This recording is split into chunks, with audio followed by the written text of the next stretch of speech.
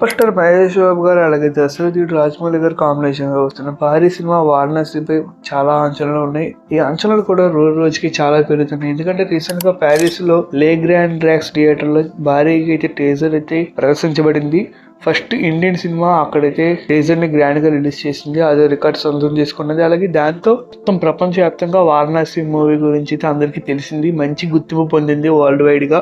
దీంతో ప్రపంచవ్యాప్తంగా వారణాసి మూవీపై అయితే హైట్ చాలా పెరిగింది.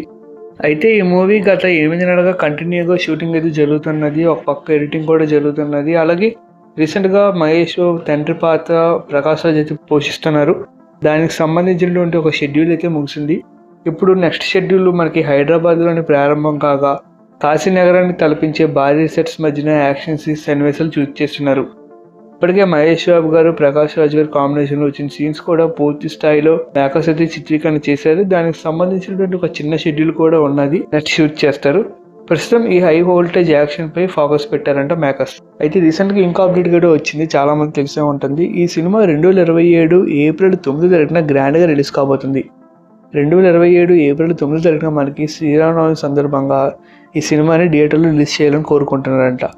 పండుగ. అలాగే నెక్స్ట్ ఇంకో కారణం ఏంటంటే లాంగ్ వీకెండ్ కూడా కలిసి వస్తుందని, కలెక్షన్స్ పై ఇంకా దృష్టి పెట్టచ్చు, కలెక్షన్స్ బాగా వస్తాయని రాజమౌళి గారు ప్లాన్ వేశారంట.